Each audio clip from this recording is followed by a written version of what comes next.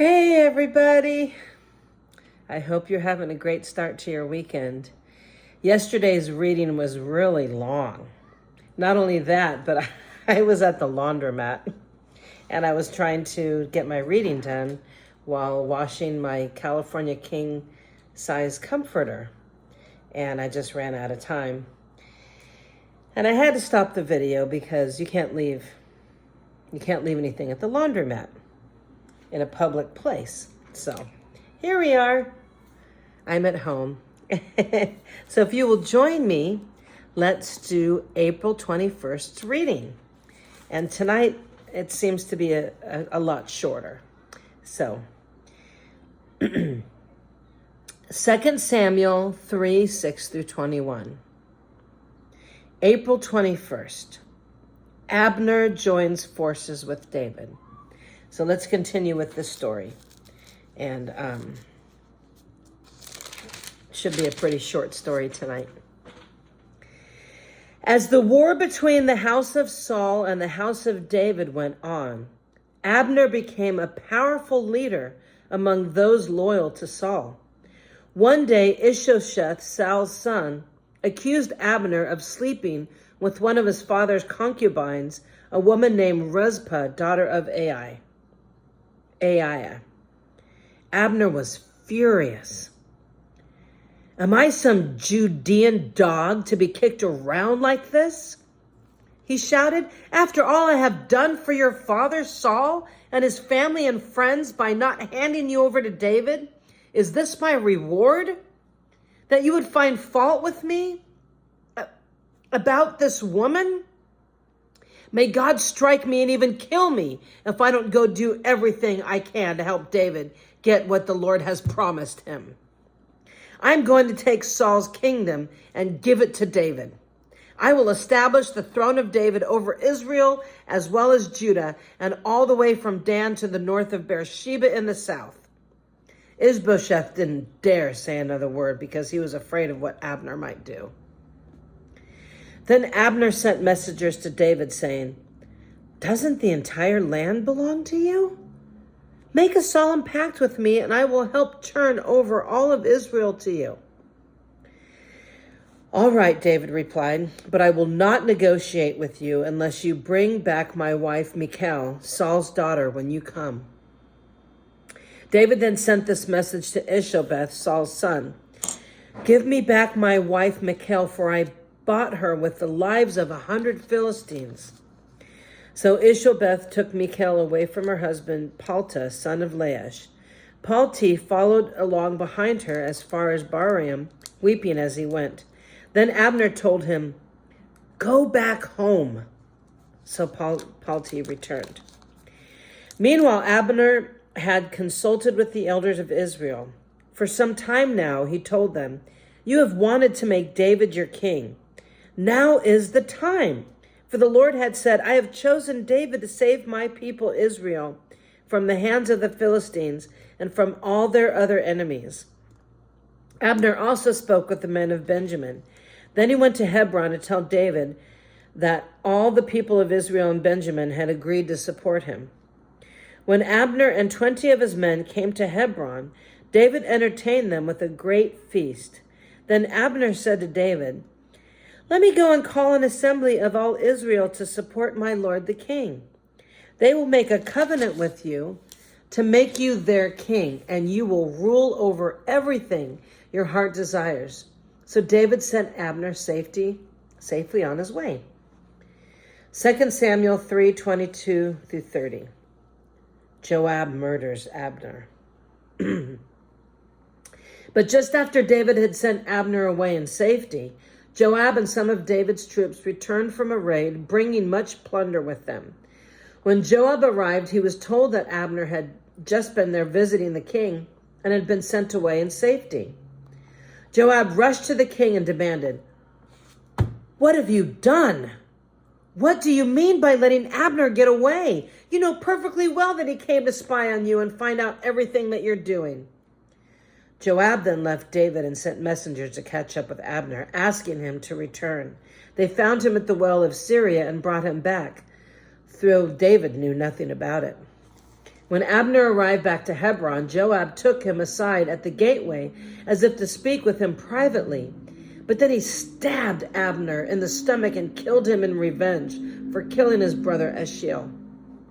When David heard about this, he declared, I vow by the Lord that I and my kingdom are forever innocent of this crime against Abner, son of Ner. Joab and his family, they're the guilty ones. May the family of Joab be cursed in every generation with a man who has open sores or leprosy, or who walks on crutches, or dies by the sword, or begs for food. So Joab and his brother Abishai killed Abner, because Abner had killed their brother Asahel at the battle of Gibeon. Wow. Whew. You think you have problems? I know I have problems, but this is just, gosh, this is problems, right? 2 Samuel 3:31-39. David mourns Abner's death. Then David said to Joab and all those who were with him, tear your clothes and put on burlap, mourn for Abner. And King David himself walked behind the procession to the grave. They buried Abner in Hebron, and the king and all the people wept at his graveside. Then the king sang this funeral song for Abner. Should Abner have died as fools die? Your hands were not bound. Your feet were not chained.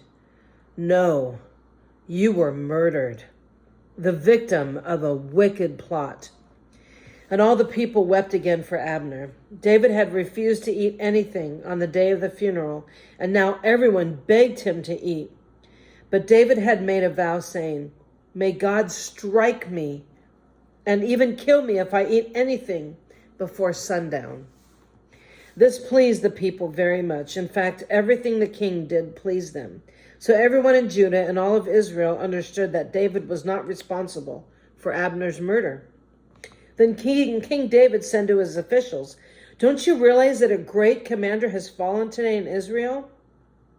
And even though I am the anointed king, these two sons of Jeriah, Joab and Abishai, are too strong for me to control. So may the Lord repay these evil men for their evil deeds. The murder of Ishbosheth, 2 Samuel 4:1-3.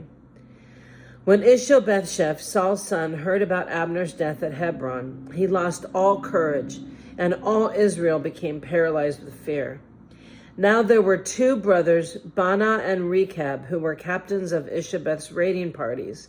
They were sons of Rimnon, a member of the tribe of Benjamin, who lived in Beeroth. The town of Beeroth is now part of Benjamin's territory because the original people of Beeroth fled to Gittim, where they still live as foreigners. 2 Samuel 4:5-12. One day, Rechab and Baanah, the sons of Rimmon and Beeroth, went to Ishbosheth's house around noon as he was taking his midday rest. The doorkeeper, who had been sifting wheat, became drowsy and fell asleep. So Rechab and Baanah slipped past her. They went into the house and found Ishbosheth sleeping on his bed. They struck and killed him and cut off his head. Then, taking his head with them, they fled across the Jordan Valley through the night. When they arrived at Hebron, they presented Ishbosheth's head to David. Look, can you imagine grabbing somebody's head and just going, look. Look, they exclaimed to the king, here's the head of Ishbosheth, the son of your enemy, Saul, who tried to kill you. Today the Lord has given my lord the king's revenge on Saul and his entire family. But David said to Rechab and Baanah, the Lord who saves me from all my enemies is my witness. Someone once told me Saul is dead, thinking he was bringing me good news. But I seized him and killed him at Ziklag. That's the reward I gave him for his news. How much more should I reward evil men who have killed an innocent man in his own house and on his own bed? Shouldn't I hold you responsible for his blood and rid the earth of you? So David ordered his young men to kill him, and they did. They cut off their hands and feet and hung their bodies beside the pool in Hebron. Then they took Ishabah's head and buried it in Abner's tomb in Hebron. Horrible. Horrible. My goodness. Oh, that's terrible. Since the beginning of time, people have just been ruthless.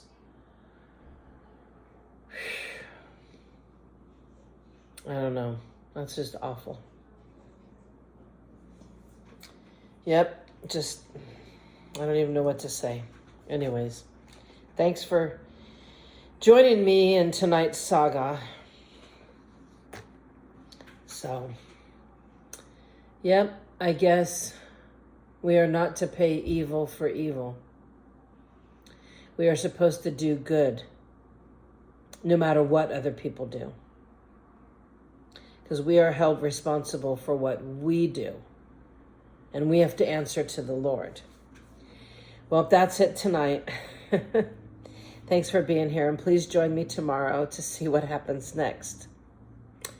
More bloodshed and violence. But I'm just reading from the Word, and it's pretty awful. So, no wonder God has problems with us, you know? But have a blessed and wonderful night, and I hope that you join me tomorrow.